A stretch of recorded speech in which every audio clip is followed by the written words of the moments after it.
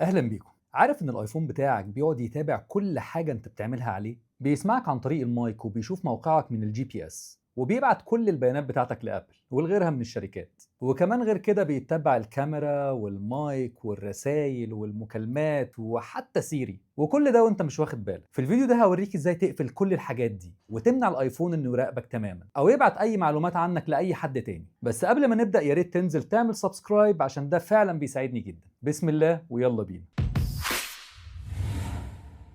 أول حاجة هتفتح الإعدادات عندك على الآيفون، وهنعمل كل الخطوات اللي جاية من جوه الإعدادات. هتنزل تحت شوية لحد ما تلاقي الخصوصية والأمن. أول حاجة هنشوف في تطبيقات بتتبعك من برنامج للتاني أو من موقع للتاني ولا لأ، وهندور على اختيار التتبع ونفتحه.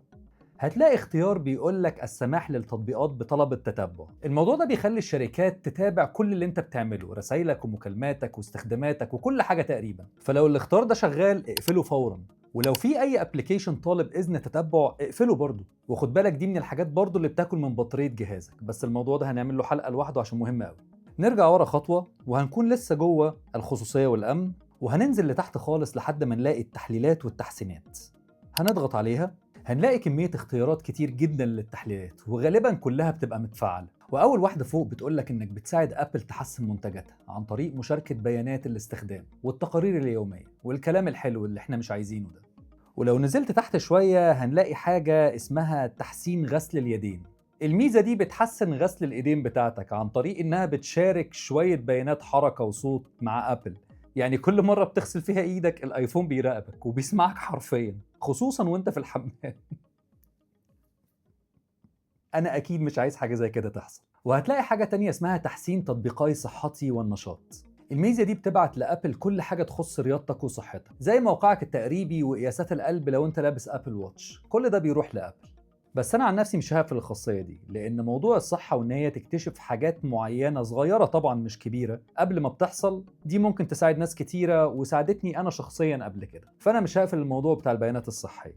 بس في حاجة غريبة لازم تتقفل، وهي تحسين دقة الموقع والموقع المعزز، وهنلاقيها آخر حاجة تحت. لو دي شغالة الآيفون بيتبع موقعك وبيعمل مسح عام للمباني اللي حواليك. خاصية مرعبة الحقيقة، ومش حابب إن أنا أشارك حاجة زي كده مع أبل أو غيرها من الشركات.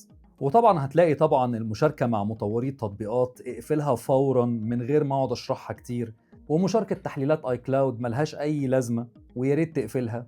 وطبعا هنقفل تحسين سيري والاملاء وتحسين ميزات الصوت المساعد، الحاجات دي كلها يا جماعة ملهاش لازمة. انا هدخل قدامكم حالا هقفلهم كلهم ما عدا تحسين تطبيقي صحتي والنشاط. كل ده هري فاضي وبيبعت بياناتك للشركات. اقفل كل الخيارات دي عشان تمنع اي تتبع لحركتك وصوتك ونشاطاتك ومكانك واي حاجه انت بتعملها على الموبايل. وبعد ما قفلتها لسه ما خلصناش، هنرجع خطوه وندخل على اعلانات ابل. هتلاقي برضو ان ابل بتتبع استخدامك على الموبايل وبتبيع البيانات دي لشركات عشان يبعتوا لك اعلانات متأيفة على مقاسك، واللي جايه غالبا من السيرش بتاعك، من صوتك، من الاحاديث الجانبيه اللي انت بتتكلمها مع اصحابك او مع عيلتك. والجميل ان اغلب الحاجات دي شغاله تلقائيا، يعني ابل بتكسب اكتر لانهم بيعرفوا يستخدموا كل حركه انت بتعملها على الايفون عشان يبيعوا بياناتك لشركات زي جوجل وميتا. وفي الاخر انت ما بتستفدش حاجه غير ان انت بتغرق في الاعلانات. فبرضه اقفل الميزه دي فورا. بصراحه مفيش ولا فايده منها، كل الفايده رايحه لهم هم. ودلوقتي بعد ما قفلنا كل ده نرجع خطوه ونشوف موضوع مهم قوي، وهو تتبع الموقع. هترجع ورا خطوه وتطلع لفوق خالص، هنلاقي خدمات الموقع. اضغط عليها وهننزل تحت شويه، هتلاقي قائمة طويلة من التطبيقات اللي ممكن تستخدم موقعك. ولو شفت السهم الصغير ده جنب أي ابلكيشن يبقى الابلكيشن ده استخدم موقعك قريب قوي. طب لو مش عايز أي ابلكيشن يعرف موقعك، هتدخل عليه وهتختار مطلقا، وده ما بيخليش التطبيق إن هو يتبع موقعك. بس المصيبة الكبيرة بقى إن أنت لو رجعت ورا ونزلت تحت خالص هتلاقي حاجة اسمها خدمات النظام. ادخل عليها، هتلاقي بقى كمية اختيارات تتبع للموقع بتاعك، كل ده بيتبعت لأبل. في شوية حاجات فعلا مفيدة زي مكالمات الطوارئ وفايند ماي اللي انت بتلاقي فيه موبايلك الضايع او سماعتك التايهة او لو حاجة اتسرقت، انما باقي الحاجات ملهاش اي لازمة. وفي حاجات كتيرة ما بتخدمش خصوصيتك بأي شكل، زي مثلا معرف تاجر ابل باي. مفيش اي سبب يخلي ابل تعرف موقعك وانت بتحاسب على حاجة، اقفلها. وعموما اقفل اي حاجة مش محتاجها، زي معايرة الحركة والمسافة، زي معايرة البوصلة، زي مشاركة موقعي. تصفح الويب داخل التطبيقات، تخصيص النظام، كل الحاجات دي اقفلها، ملهاش أي لازمة إنها تتبعت لأبل ويتبعوا حركتك منها. وأهم حاجة فعلا بقى وهي المواقع المهمة والمسارات، هنلاقيها تحت خالص. الميزة دي بقى مرعبة شوية، دي بتسجل كل الأماكن اللي بتروحها باستمرار، زي بيتك، شغلك، بيت صاحبك، الأماكن اللي بتروحها وترجع منها كتير، وبتبعتها طبعا لأبل. طب ليه؟ ما بيبقاش فيها أي فايدة ليك، بس الفايدة الكبيرة بترجع ليهم، إن هم بيعرفوا جدول حياتك بالكامل. أنا عن نفسي مش عايز أي شركة تعرف أنا جاي منين ورايح فين. فأول حاجة هعملها هقفل الخاصية دي تماما، وهنزل تحت وهعمل مسح سجل التاريخ.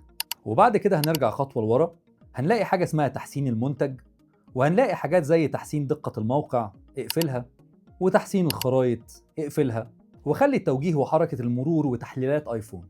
وبعد ما تعمل الاربع خطوات دول، خصوصيتك هتبقى محمية بشكل كبير، ومش هتبعت ولا تشارك اي بيانات خاصة بيك مع ابل او غيرها من الشركات. واهم حاجة، لو استفدت النهاردة بمعلومة جديدة، يا ريت تخبط اللايك المجاني وتشترك في القناة عشان يجيلك مني كل جديد. وشكرا على متابعتك، وسلام.